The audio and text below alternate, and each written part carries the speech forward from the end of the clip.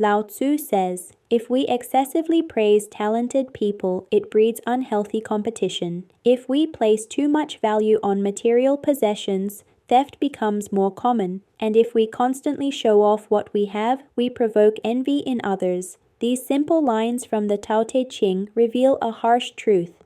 We live in a world where success and competition have become the ultimate measures of a person's worth, and that pushes people to do whatever it takes to get what they want. Just like Lao Tzu warns, this kind of lifestyle only increases jealousy and even crime. It's no surprise that narcissism is on the rise. In a world like this, being self-centered can actually work to your advantage. It feels like we're constantly running, chasing goals, climbing ladders, trying to outdo ourselves. We become our own strict boss, always demanding more, never satisfied. But where does that lead? Look around. Stress, exhaustion, anxiety, depression. This is a path that's leading us toward physical and mental collapse. You buy a car, and soon you want a newer model. You finally build your dream house and get bored of it within months. The initial joy of having things fades quickly, but the costs remain. And over time, we become slaves to the very things we own. The way we live today would be a nightmare for an ancient philosopher like Lao Tzu. He feared a time like this, when we'd lose touch with the natural rhythm of life and fall into an endless loop of desires and meaningless competition. You might have heard how interesting Lao Tzu's philosophy is, simple words but deeply profound. So today, let's explore his ideas and how they might help us reduce stress, stay centered, and live with a little more peace in the overwhelming world we live in. All quotes in this video are from the Tao Te Ching by Lao Tzu. There's an ancient Taoist story. One day, a skilled carpenter was walking with his apprentice when they passed by a massive oak tree. Its branches were so wide that hundreds of people could take shelter under its shade. The apprentice, amazed, asked, "Master, have you ever seen a tree this big and beautiful?" The carpenter glanced at it and replied indifferently, "Big? This tree is completely useless." He pointed out that the wood was crooked, unsuitable for building. If you tried to make a boat, it would sink. If you built furniture, it would rot. Completely worthless, he said. At that moment, an old wise man overheard them and stepped forward. "Friend," he said, "maybe you're right about the tree's usefulness in the traditional sense. But look at apple or orange trees. People love them because they're useful. They bear fruit, sure. But every time they do, their branches are pulled, broken, shaken. Eventually, when they no longer produce, they're cut down. In other words, their very usefulness is what leads to their suffering. They're never allowed to live out their natural lifespan. But this oak tree, because it's considered useless, has been left alone. And that's exactly why it has grown so big, survived so long, and lives in peace. This Taoist parable shows us that what seems like a weakness or flaw may actually be a hidden strength. That old sage knew how much quiet value there was in the life of that useless tree. In today's world, not being ambitious or chasing every opportunity is often seen as a flaw. But maybe, just maybe, being a little laid back and not playing the same competitive game as everyone else is actually a gift. We live in a society where everyone is treated like a success machine. Think about it. Having a PhD isn't enough anymore. You're also expected to have six-pack abs, a perfect marriage, stylish friends, world travel experiences, and post it all on Instagram for approval. Today, resting is considered laziness. People go to bed worried and wake up with endless to-do lists. Life has turned into a constant sprint. Modern humans rarely sit beneath a tree or beside a river to simply think or reflect anymore. Why?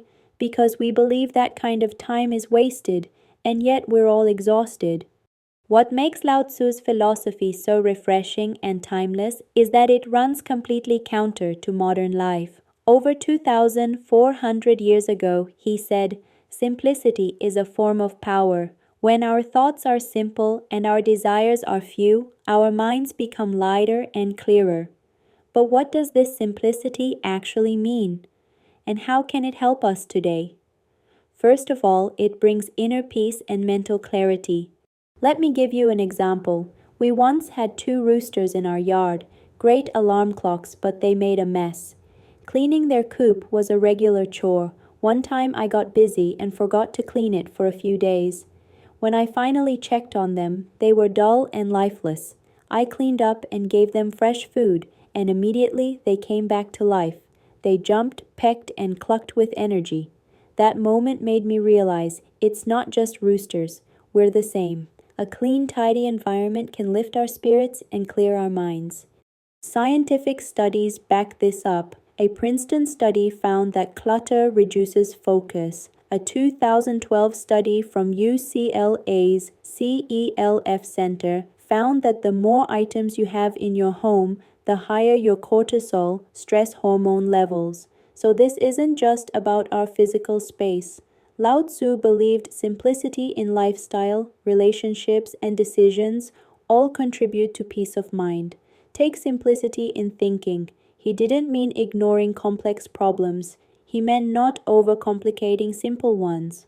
Often we have a straightforward decision to make, but we overanalyze it so much that we just end up mentally drained. The same goes for desires. When we want too much, our minds stay in a constant loop of chasing, never resting. But with simple desires, satisfaction comes more easily. Imagine going to the store to buy toothpaste. Suddenly, you're staring at 10 full shelves: whitening, anti-sensitivity, fluoride-free, charcoal, gum-flavored. You finally choose one, but leave tired and confused. A simple task turned into a mental marathon. This is called the paradox of choice. And in today's world, even small decisions can drain us. Back in the day, things were simpler. Maybe there was only one kind of toothpaste. It might not have been perfect, but at least it didn't cause decision fatigue. Now it's everywhere. Want to buy a phone? Hundreds of models. A fridge? Same story.